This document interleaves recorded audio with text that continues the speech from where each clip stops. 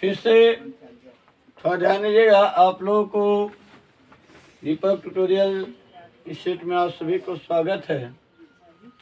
और क्लास 12 का एग्ज़ाम आप लोगों को बहुत नज़दीक पहुंच गया है, इसलिए मैंने सोचा कि आप लोगों को हिंदी में जो 50 अंक का आप लोगों का व्याकरण पूछा जाता है उसको आप लोगों को आज बतला दीजिए,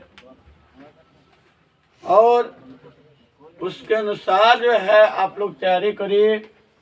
आसानी से हिंदी व्याकरण आप लोग का कंप्लीट हो जाएगा, जिसमें हम लोग को क्या पढ़ना होगा। तो उसमें सबसे पहले आप लोग को पढ़ना है गद्यांश। एक आपको गद्यांश अथवा आपको संक्षेपण देगा। गद्यांश अथवा संक्षेपण दिया तो गद्यांश को बनाने से पहले आपको गद्यांश को बहुत सटीक ढंग से उसको रीडिंग दे दीजिएगा, उसको समझ लीजिएगा, उसके बाद उसके क्वेश्चन को पढ़िएगा। तो बात ध्यान से केवल गद्यांश को पढ़ने के बाद आपको उसका प्रश्न पर जाइएगा तो आराम से उसका उत्तर मिलने लगता है कि हाँ इस क्वेश्चन का उत्तर यह होगा।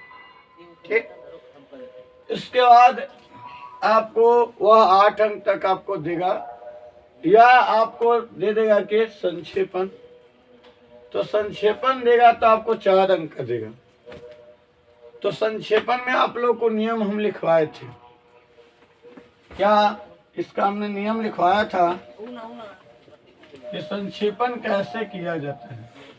ये समय आपको एक बार रिवीजन करवा दे रहा हूँ, और रिवीजन करवा दे रहे हैं कि आप लोग को आसान होगा।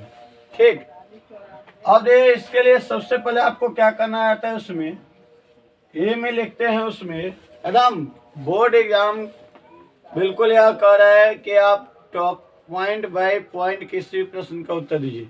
यदि पॉइंट बाय पॉइंट आप उत्तर देते हैं तो आपको बिल्कुल आसानी से उतना अंक आपको प्राप्त होगा। अगर 4 अंक का दे रहा है तो ए में आप पहले क्या करिए कि कुल शब्द उस गद्यांश दिया रहेगा उसके कुल शब्द को आप गिनिए, और कुल शब्द को गिनकर यहाँ पर आप लिख दीजिए। ठीक, उसके बाद बी में आपका क्या होगा, बी में आपका होगा संक्षेपण शब्द। तो संक्षेपण शब्द कैसे हम निकालते हैं, तो इसका सूत्र होता है कुल शब्द बटा 3। अब आपको कुल शब्द जो आएगा उसके संख्या को लेकर 3 से भाग दे दीजिएगा, और जो आपको आएगा उसे शब्दों में आपको गद्यांश यानी कि जो भी गद्यांश होगा उसको आपको संक्षिप्त में लिखना होगा। ठीक, सी में आपको क्या होगा बाबू, सी में उस गद्यांश को सही से पढ़िएगा तो एक निष्कर्ष निकलेगा कि आखिर वह गद्यांश का कहने का तात्पर्य क्या है। उस कहने का तात्पर्य के अनुसार उसका हम कहेंगे बाबू शीर्षक, उसी का नाम है हमारा शीर्षक। ठीक, शीर्षक उचित शीर्षक गद्यांश के अनुसार आप लोग दे दीजिएगा। उसके बाद जो है डी में आप क्या करेगा कि जो शब्द आया होगा संक्षेपण शब्द, उसी शब्दों की संख्या में आपको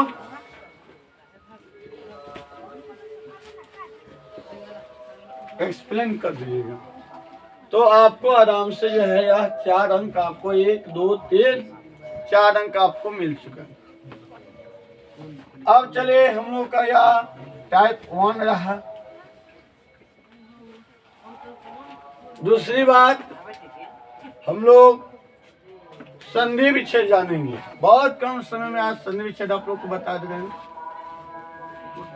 तो संधि विच्छेद आपको बोर्ड एग्जाम में ऑब्जेक्टिव में 2 अंक आपका देगा, 2 अंक का। इसके पहले के संधि पहले पढ़ाने से पहले कि आप लोग को और भी मुख्य रूप से बता देते हैं टाइप 2 5 अंक वाले में एक आपको पत्र लेखन आएगा, वो 5 अंक का होगा। और टाइप 3 जो होगा आप लोग का, एक लेख यानी कि निबंध होगा, जो आपको 8 अंक का होगा। और टाइप 4 जो होगा,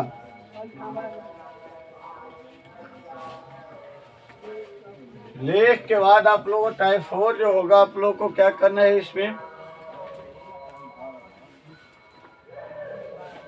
एक आप लोग का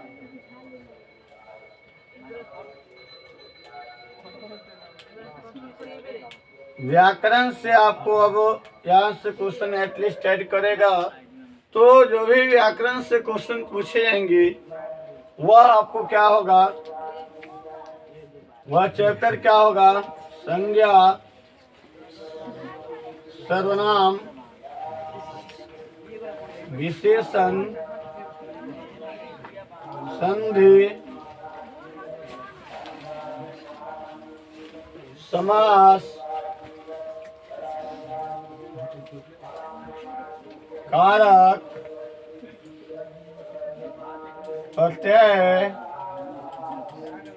उपसर्ग, मुहावरे और लोकोक्तियां।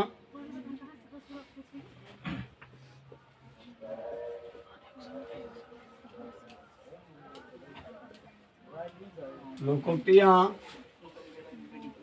वाक्य शुद्धि,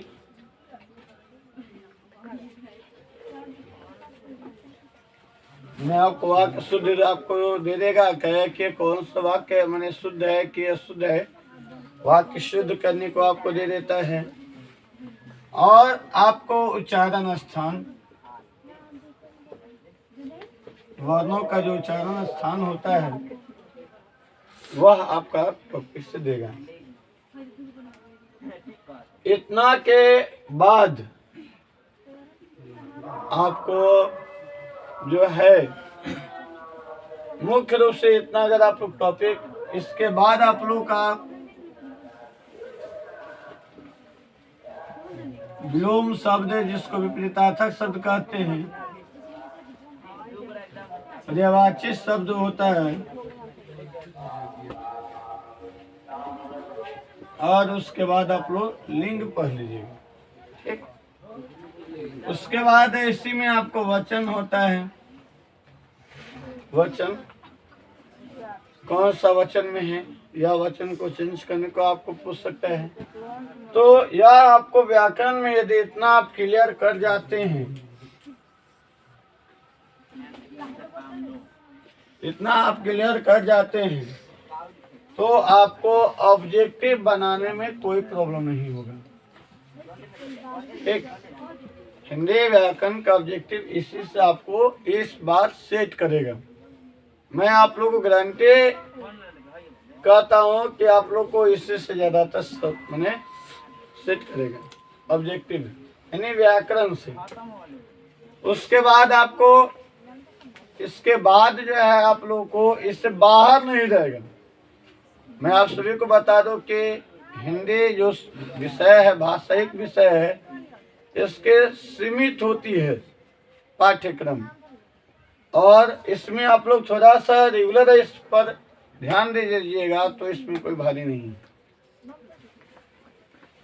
तो इसमें हमें, और ये सब चैप्टर आप लोग पढ़ाई हो चुकी है, एक भी ऐसा नहीं है जो कि आप लोग पढ़ाई इसमें नहीं हुई। अब आंखें इसको कहाँ से तैयारी करेंगे हम लोग, ताकि, क्योंकि तो अगर देखा जाए तो सादा इसमें अथाह सागर है, सही ढंग से स्टडी करने के लिए अथाह सागर है, ये कोई सीमित नहीं है कि इसका इतना तक है। आप लोग को अगले यानी कि कल आप लोग को मैं पूरे व्याकरण यानी जितने आप लोग के सापेक्ष चैप्टर व्याकरण का दिखाई दे रहा है, उसको ट्रिक्स से हम आप लोग को बता देंगे। एक दिन में आपका टोटली व्याकरण खत्म हो जाएगा। लेकिन हाँ, आप लोगों को इसके लिए जो हम पढ़ा चुके हैं उसको थोड़ा आप लोग देख कर आएंगे तो और बेस्ट होगा। इसके बाद आप लोग क्या प्रयास हिंदी व्याकरण के लिए करिए, तो पाठ और लेखा का नाम आप लोग याद कर लें। पाठ और लेखा का नाम या कवि का नाम आप याद कर लीजिए।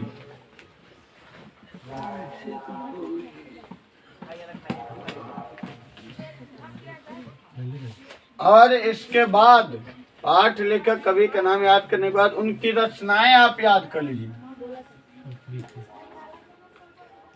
उनकी जन्म स्थानीय परिचय से थोड़ा आप लोग जन्म स्थान या काव्य कृतियां, यही से आपको ऑब्जेक्टिव पूछा जाएगा, बाहर से बिल्कुल नहीं। तो आप लोग का दिगंत किताब है, उसी से आप लोग को सरफ ये सब पूछे जाएगा, बाहर से बिल्कुल नहीं। तो उसको आप लोग बिल्कुल आसानी से उसको तैयारी करिए। और इसके बाद आपको कुछ टॉपिक के अंदर से हिंदी किताबों से भी क्वेश्चंस रहता है, तो इस बात से हम देखेंगे तो व्याकरण हमारा 50 मार्क्स हो जाएगा। और 50 मार्क्स जो है हम लोग को किताब से रहेगा, और टोटल हम ऐड कर देंगे बाबू, तो हम लोग को कंप्लीट 100 अंक का हम लोग का पेपर रेडी हो जाएगा। ठीक, तो इस प्रकार से आप लोग आसानी से तैयारी कर सकते हैं।